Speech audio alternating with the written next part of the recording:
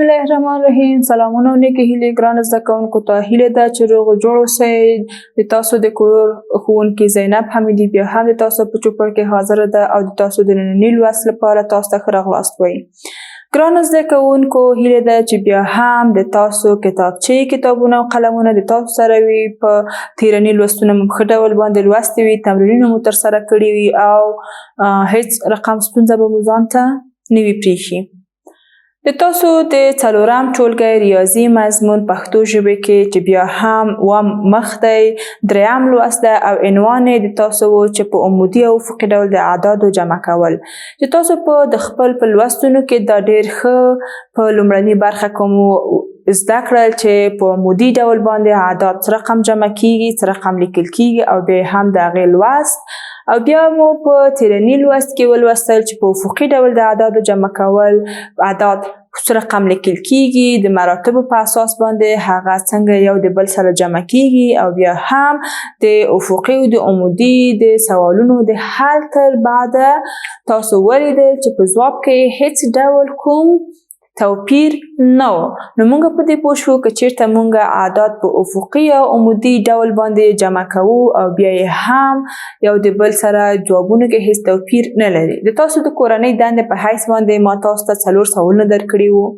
هیله ده چې تاسو به دغه سوالونه په خپله کتابچو کې کار کړي وي، تمرین کړي به مې وي او انشاءالله چې د تاسو ښوونکي به هم دغه سوالونه د تاسو په کتابچو کې ګوري او د تاسو به په دغه کې مرسته کوي. څنګه چې ما تاسو ته 4 جزء سوالونه درکړي او د تاسو د کورنۍ دندې من حیث ما تاسو ته ویلي وو چې دغه کورنۍ دنده به تاسو دغه سوالونه به په افقي او عمودي په دواړو ډولونو باندې حلوئ او بیا به نتیجه هم ورسره لیکئ چې آیا په ځواب کې کوم توپیر شته او که نه شته.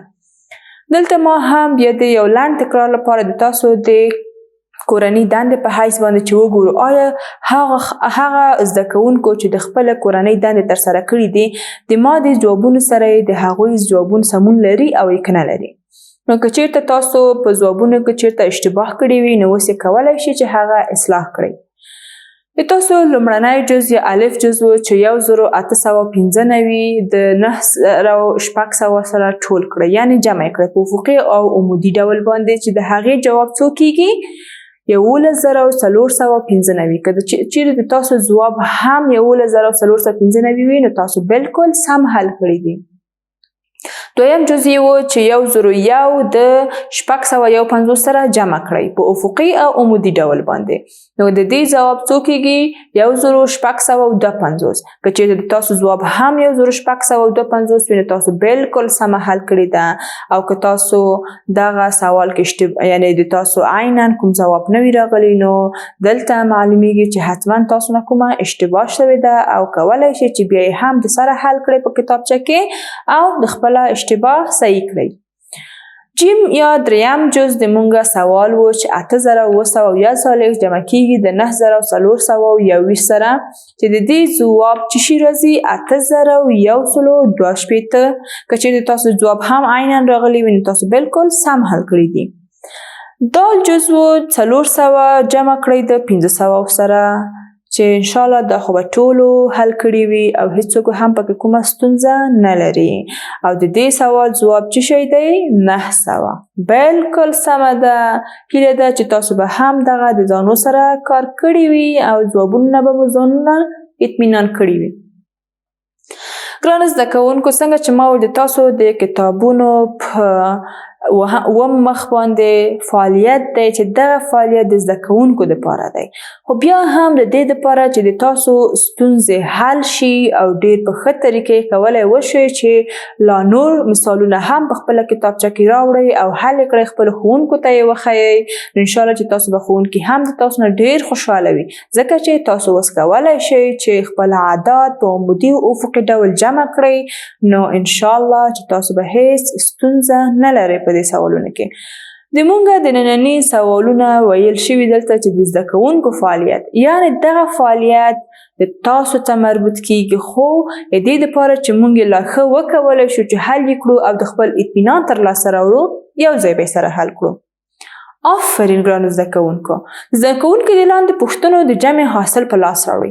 یعنې دلته یې موږ ته په کوم ډول راکړي دي؟ آیا څوک یې ویلی شي چې دغه سوالونه چې موږ دلته په ورقه کې وینو دا په کوم ډول دلته ترتیب شوي؟ بالکل په عمودي ډول دلته ترتیب شوي. څنګه چې تاسو ګورئ یویز د یویز لاندې راغلي، لسیز د لسیز لاندې راغلي، هر جز د بل جز سره مرتبه دلته ذکر شوي. د مونږ چې شي وظیفه ده، د مونږ دنده فقط دا ده چې دغه وظیفه یا دغه کارخانګي سوالونه په مرتبه شکل په خپل کتابچو کې ولیکو او بیا یې هم حل کړو. ما څنګه چې تاسو ته یادونه وکړه چې مونږ په جمع کې اجزاوې لرو، یعنې د مونږ جمع د څو جزونه جوړه شوې. لازم نه دی چې دا د جمع عملیه فقط 2 جزه وي. دا کیدای شي چې 4 جزه وي، مختلف اعداد مختلفه طبقه بندیانو سره، یا هم کیدای شي دغه جزونه یا اجزاوې د 3 نه لا هم زیات وي. خو دلته یې تاسو ته حد اکثر د اجزاو 3 دانې راوړي دي، یعنې 1 جز، 2م جز او 3م جز. د تاسو لومړنی سوال دلته ویل شوي دي چې 1845 د 9600 سره ټول کړئ. آیا تاسو ویلی شئ چې 1895 کوم جز دی؟ بالکل لومړی جز دی. ښه ګرانو زده کوونکو، اوس یو څوک غواړي چې ما ته ووایي چې 9600 څوم جز دی؟ آفرین بالکل ماشاءالله، تاسو خو ډېر ښه تمرینونه کړي دي. په درسونو کوم انشاءالله چې هیڅ ستونزه نه لرئ. 2م جز. آیا زه دلته حاصل یا د جمع حاصل لرمه؟ نه لرم. خو زه چې کله دغه مثال حل کړم نو دلته به زه د خپل د جمع حاصل لاسته راوړم.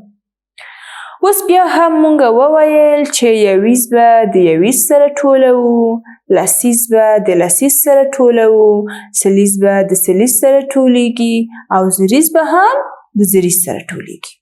بالکل.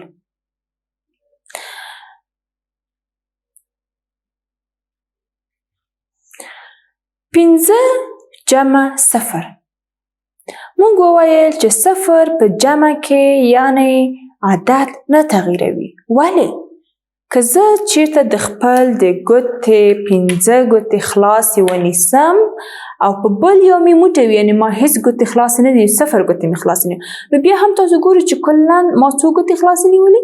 5 ګوتې. یعنې 0 چې د هر عدد سره جمع شي د هغې عدد په حاصل کې هیڅ تغییر نه رامنځته کیږي. 5 جمع 0 5. بالکل. یویز مې د یویز سره ټول کړل، په یویزو کې مو لیکل. تاسو هم کولی شئ چې همدا مهال په خپله کتابچو کې دا مثال ورسوئ. بیا یې هم تکرارومه. 1895 جمع کیږي د 9600 سره. راځو لسیز خانې ته یا لسیز مرتبې ته وایو چې 9 جمع 0. بالکل 0 هیڅ نه تغییروي، نو د مونږ حاصل بیا هم څه شی دی؟ 9. 8 د 6 سره. ولې؟ ځکه چې 8 هم په سلیزې مرتبې کې دي او 6 هم په سلیزې کې دي. نو مونږ وایو چې 8 جمع 6، یعنې مونږ 8 د 6 سره جمع کو، د مونږ ځواب څو کېږي؟ 14. یعنې د 14 به مونږ دلته یویز لیکو، لسیز به یې دلته ټولوو د حاصل په توګه.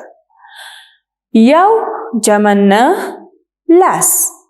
10 جمع 1 11. زه بل عدد نه لرم چې حاصل د خپل ټول کوم، نو څه کوم؟ د خپل عدد ټول دلته مکمله لیکم. آیا تاسو هم په همدې ډول د خپل دا مثال حل کړل؟ آفرین ډېر ښه. نو وګورئ د خپل مثال چې آیا د تاسو مثال هم 11495 دی؟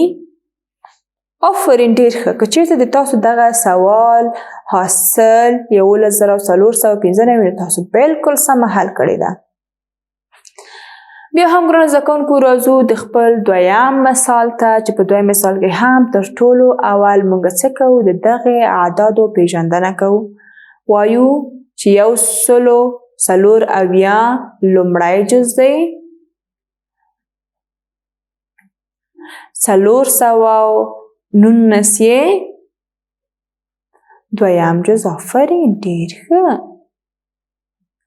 او حاصل یې اوس لاسته راوړو. موږ وویل چې یویز لسیز سلیز. یویز لسیز سلیز یعنې څلور چې موږ د 9 سره ټول کړو نو څو کېږي؟ 14. څلور مو د 9 سره ټول کړل 14. د 14 یویز لیکم لسیز یې دلته ټولیږي. یو و جمع یو لسیز د لسیز سره اوس ټولوم. و جمع یو 8. 8 جمع یو 9. یو جمع څلور 15. آفرین بالکل. د مونږ ځواب څه شی دی؟ 593. په همدې ترتیب راځو د خپل دریم مثال ته چې ویلی دی لومړی جز او دویم جز. حاصل یې اوس لاسته راوړو. موږ بیا هم یویز د یویز سره ټولوو لسیز د لسیز سره. شپږ چې د 3 سره ټول شي څو کېږي؟ 9. بالکل. 2 چې د 1 سره ټول شي 3. نو موږ چې کله شپږ ویز د 14 سره ټول کړل د موږ ځواب څه شو؟ 29. ډېر ښه. دغه 29 د موږ څه شی دی؟ د جمع حاصل. په همدې ترتیب سره موږ که هر څومره هم د 2 اجزاو نه ډېر جزونه ولرو نو بیا هم کولی شو په ډېره اسانه توګه موږ دا حل کړو. څنګه چې موږ 2 اجزاوې یو د بل سره جمع کړل د جمع عملیه مو پرې تطبیق کړله او دلته مو د جمع د حاصل په ځای کې ولیکل. اوس موږ غواړو چې دغه عملیه موږ د 3 اجزاو سره وکړو. یعنې که چیرته د موږ په سوال کې د اجزاو تعداد ډېر شي موږ یې فقط دلته نومونه ډېروو. لکه موږ وایو لومړی جز لومړی جز دویم جز او دریم جز. ګورئ هیڅ کوم خاص تغییر رانغلل. فقط تغییرات پکې څه شي وو چې موږ اجزا ډېرې وي بس نوم ورته ډېر کړ دریم جز. که چیرته دلته بل عدد موږ چې څلورم جز پنځم په همدې ترتیب تر آخره پورې. بس له دې نه بیا هم موږ په عین ترتیب چې کله 2 اجزاوې موږ یو بل سره جمع کړل دلته بیا هم موږ د 3 اجزاوې یویز سره یو ځای ټولوو. یعنې دغه 6 9 او 4 یو ځای ټولوو. 5 4 و یو ځای سره ټولوو. 1 2 یو ځای او 2 3 بل ځای. بیا یې هم په خپلو ځایونو کې مرتبه لیکو. یعنې یویزې خانې به ټول یو ځای ټولوو. 6 جمع 9. اوس خو ماشاءالله تاسې کولی شئ چې د خپل اعداد په ډېره ښه توګه سره ټول کړئ. خو که بیا یې هم مشکل لرئ د کرښو په واسطه د ګوتو په واسطه یا هم د چوت په وسیله باندې کولی شئ چې دغه اعداد جمع کړئ. یعنې 6 جمع 9 کېږي 15. 15 جمع 4 19. 19 بیا هم یویزې لیکو لسیز یې دلته حاصل کې راولو. 5 جمع 4 څو کېږي؟ 9. بالکل آفرین. 9 جمع 14. 14 خو زه نشم لیکلی. ولې؟ ځکه چې دلته حاصل دغه حاصل هم من حیث د یو جزوي سره جمع کېږي. نو دلته چې ما ویل 5 جمع 4 9. 9 جمع 14. 14 جمع 11. بیا هم یویز لیکم لسیز یې دلته حاصل کې د جز په توګه ټولوم. 1 جمع 2 3. 3 جمع 1 4. 4 جمع 1 5. 7 جمع 2 9. 9 جمع 3 12. د 12 نشم کولی چې یویزې ولیکم او لسیز دلته ذخیره کوم. ولې؟ بل عدد نه لرم چې ورسره ټول یې کړم. یعنې د ما اجزاوې او د ما مراتب د طبقو اعداد خلاص شول. نو اوس زه کولی شم چې دغه 12 دلته راستن ولیکم. د مونږه دغه اعداد چې وو بیا یې هم راځئ چې یو ځای ولولو. 2156 د 2249 او 3144 سره ټول شول په حاصل د جمع یا د جمع حاصل کې. د جمع حاصل کې څو شول د مونږه؟ 12509. بالکل. ګرانو زده کوونکو بیا هم تاسو کولی شئ چې لومړی په بل سوال کې د خپل د اجزاو نومونه ولیکئ. یعنې لومړی جز دویم جز دریم جز او دلته هم د جمع حاصل. نو تاسو د کورنۍ دندې په شکل باندې اوس یې کولی شئ په ډېره ښه توګه باندې دا دوه سوالونه په خپلو کتابچو کې حل کړئ. د دې حاصل یویز د یویز سره ټول کړئ د یویزو خانه کې او لسیز ټول لسیز یو ځای ټول کړئ لسیزو خانه کې، سلیز ټول یو ځای د سلیزو خانه کې ولیکئ. نو انشاءالله چې تاسو به هم یاد کړي وي چې موږ څه رقم کولی شو چې د خپل دوه جزء هغه سوالونه د جمع عملیه کې چې دوه اجزاوې لري یا هم د دوه اجزاوې نه ډېرې لري نو موږ یې څه رقم په عین ډول باندې حل کړو د کرښو په واسطه د لاسونو د ګوتو په واسطه یا هم د چوت په واسطه موږ دا اعداد یو د بل سره راټول کړو او بیا یې هم ولیکو او ولولو.